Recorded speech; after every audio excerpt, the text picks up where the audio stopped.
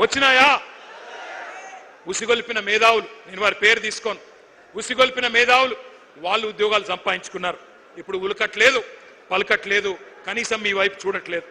సామాజిక న్యాయం అని కోతలు కోసిన వాళ్ళు ఇవాళ మరి బహుజన విద్యార్థులకు, ఎస్సీ ఎస్టీ బీసీ విద్యార్థులకు గొంతు కోసే విధంగా జీవో నంబర్ 29 తెస్తే దాని మీద మాట్లాడరు. పోరాటం మళ్ళీ చేస్తున్నది బీఆర్ఎస్ పార్టీ మాత్రమే. జీవో నంబర్ 46 మీద పోరాటం చేస్తున్నది మళ్ళీ మా తమ్ముడు రాకేష్ రెడ్డి నాయకత్వంలో మళ్ళీ మీరు మాత్రమే. అందుకే నేను అంటా ఉన్నా, 1-2 కాదు, ఈ 2.5 సంవత్సరాలలో ఎక్కడ ఎవరికి ఏ అన్యాయం జరిగినా నిలబడ్డది మనం, కలబడ్డది మనం, ప్రభుత్వంతో తలపడ్డది మనం. బడుగు బలహీన వర్గాల విద్యార్థులకు సంబంధించిన ఫీజు రీయింబర్స్మెంట్ ఎలక్షన్లకు ముందు ఏం చెప్పిండు రేవంత్ రెడ్డి? 5 లక్షల విద్యా భరోసా కార్డు ఇస్తా అన్నాడు. ఫీజు రీయింబర్స్మెంట్ అవసరమే లేదు, తల్లిదండ్రులకు బాధనే ఉండదు, 5 లక్షల క్రెడిట్ కార్డు ఇస్తా అన్నాడు. మరి వాళ్ళ నేను అడుగుతా ఉన్నా, వస్తుందా ఫీజు రీయింబర్స్మెంట్? వస్తున్నదా? 12,000 కోట్ల రూపాయలు బకాయిలు పడ్డారు.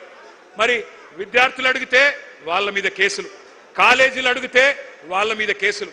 ఇక కొత్త డైలాగ్ ఒకటి నేర్చుకున్నాడు రేవంత్ రెడ్డి. పాఠాలట ఇప్పుడు ఇంగ్లీష్లో తెలుగులో చెప్పొద్దట, పాఠాలు జర్మన్లో చెప్పాలన్నట, జపనీస్ భాష నేర్పియాలన్నట, కొరియన్ భాష నేర్పియాలన్నట, కొరియన్ భాష నేర్పియాలన్నట. నేను రేవంత్ రెడ్డికి చెప్తున్నా, అరే నువ్వు తెలుగు నేర్చుకోరా నాయన, ముందు తెలుగు నేర్చుకో, హిందీ నేర్చుకో, ఇంగ్లీష్ నేర్చుకో, నీకు తెలుగులో బూతులు వస్తాయి తప్ప తెలుగు రాదు నీకు. అందుకే నేను అంటున్నా కొరియన్ భాష, జపాన్ భాష. నేను అడుగుతున్నా, తెలివైనోడైతే తెలివి ఉన్నోడైతే టీచర్లను అంటున్నావు జపనీస్ నేర్పండి, కొరియన్ నేర్పండి అని. వాళ్ళకు వచ్చా ముందు టీచర్లకు నేర్పడానికి రావాలన్నా వద్దా జపనీసు కొరియన్? అది లేదంట, కానీ నేర్పాలంటున్నాడు. ఎట్లా ఉంది ఇవాళ రాష్ట్రంలో పరిస్థితి అంటే, కాలేజీ పిల్లలు ఫీజు బకాయింపులు అడిగితే బెదిరింపులు, కాలేజీ యాజమాన్యాలు ఫీజు రీంబర్స్మెంట్ ఇయ్యన్నా అంటే వాళ్ళ మీద విజిలెన్స్ దాడులు, రిటైర్డ్ ఇంజనీర్లు మాట్లాడితే చెర్లపల్లి జైలు వేస్తా అంటాడు, వాతావరణ శాస్త్రవేత్తలు ఎల్నినో వస్తుంది అంటే బెల్ట్ ట్రీట్మెంట్ ఇస్తా అంటాడు, కాలేజీ వాళ్ళు ఫీజులు అడిగితే విజిలెన్స్ దాడులు, ఇక ఉద్యోగులు డిఏలు అడిగితే వాళ్ళ మీద ఏసీబీ రైడ్లు, ఎస్బీఐని బెదిరిస్తా, ఎల్ఎన్టీని బెదిరిస్తా, నేనే రాజు, నేనే మంత్రి, నేనే హిట్లర్ అని బట్లర్ మాటలు మాట్లాడుతున్నాడు ఈ చిల్లర నాయకుడు. ఒక ముఖ్యమంత్రిలా కాదు, ఒక రౌడీ షీటర్లా, గూండాలాగా ఇవాళ వ్యవహారం నడుస్తూ ఉన్నది. ఈ మధ్యకాలంలో ఒకరోజు మేమందరం అసెంబ్లీలో ఉన్నాం, నేను, మా సుధీర్ రెడ్డి గారు, సబితమ్మ, తలసాని గారు అందరం ఉంటే, రాజీవ్ యువ వికాసం అని చెప్పి ఒక స్కీమ్ చేస్తున్నాం, అద్భుతాలు చేస్తామన్నారు. నేను అడుగుతా ఉన్నా, ఇవాళ ఉన్నదా రాజీవ్ యువ వికాసం? వచ్చిందా ఎవరికైనా రూపాయి కనీసం? యువ వికాసం లేదు, అంతా విలాపమే. రాష్ట్రంలో రేవంత్ రెడ్డి బ్రదర్స్ మాత్రమే విలాసవంతంగా ఉన్నారు, యువత మొత్తం విలపిస్తున్నది. ఇక సర్కారు ఉద్యోగాలు పక్కకు పెడితే ప్రైవేట్ ఉద్యోగాలను కూడా అటకెక్కిచ్చిండు, వాటిని కూడా నాశనం చేస్తా ఉన్నాడు. కానీ వాళ్ళని గర్వంగా ఒక విషయం మీతో పంచుకోవాలి, గర్వంగా పంచుకోవాలి. మనం ఆనాడు ప్రభుత్వంలో ఉన్నప్పుడు 10 ఏళ్లలో కష్టపడి పనిచేసినాం కాబట్టే ప్రైవేట్ రంగంలో 26 లక్షల కొలువులు సృష్టించినాం. 3,23,000 ఐటీ ఉద్యోగాలు ఉంటే హైదరాబాద్ లో 9,46,000 పెంచిన ఘనత కేసీఆర్ ప్రభుత్వానిది. ఇది జాబుల జాతర అంటే. అట్లాగే ఇండియాలో ప్రతి 3 సాఫ్ట్వేర్ జాబ్స్ కొత్తగా వస్తుంటే ఒకటి హైదరాబాద్ లోనే మరి సృష్టించినామంటే ఏ రకంగా ఐటీ రంగం మెరుపు వేగంతో దూసుకుపోయిందో ఒక్కసారి ఆలోచన చేయండి. మనం చిల్లర మాటలు మాట్లాడలేదు, ఉల్ఫా మాటలు మాట్లాడలేదు, ఉన్మాదపు చర్యలు చేయలేదు, ఊహలకు రెక్కలిచ్చి ఆలోచనలు ఆవిష్కరణలుగా మార్చే గొప్ప వేదికలు, ఒక టీ హబ్, ఒక టీ వర్క్స్ సృష్టించినాం.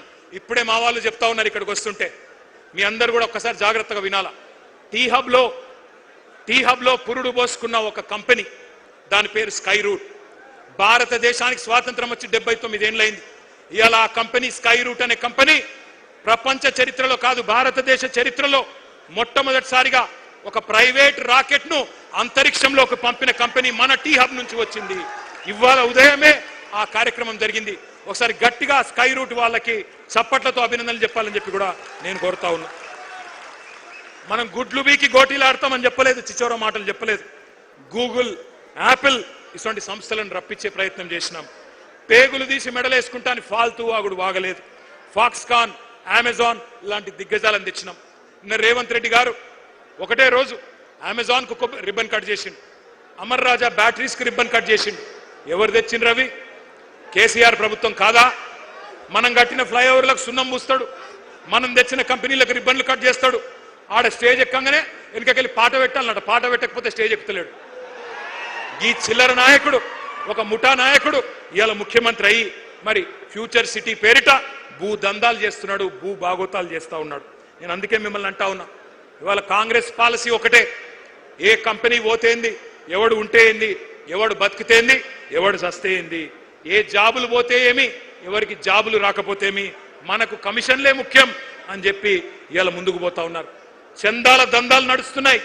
ఇయ్యకపోతే తలకు తుపాకులు పెడుతున్నారు కాంగ్రెస్ వాళ్ళు. హిల్ట్ అని ఒక పాలసీ తెచ్చినారు. HILT, Hyderabad industrial land transformation policy. ఉన్న పరిశ్రమలు మూసేయండి, పర్సంటేజ్లు మాకు ఇవ్వండి, మూటలు ఇవ్వండి, మీరు మాల్స్ కట్టుకోండి, టవర్స్ కట్టుకోండి అని హైదరాబాద్లో 10,000 ఎకరాలకు ఇవాళ మంగళం పాడే ప్రయత్నం, వాటిని మొత్తం అన్నదమ్ములకు అస్మదీయులకు కట్టబెట్టే ప్రయత్నం చేస్తా ఉన్నాడు. ఒక్క మాట మాత్రం నేను అడుగుతా ఉన్నా, ఆలోచించమని కోరుతా ఉన్నా. కంపెనీలు పోతుంటే, ఇక్కడి నుంచి తరలిపోతుంటే మరి వాటిని ఆపలేని అసమర్థులను మాత్రమే కాదు, వాటిని ఎత్తుకపోతున్న వాళ్ళని కూడా మనం ప్రశ్నించాల్సిన అవసరం ఉంది.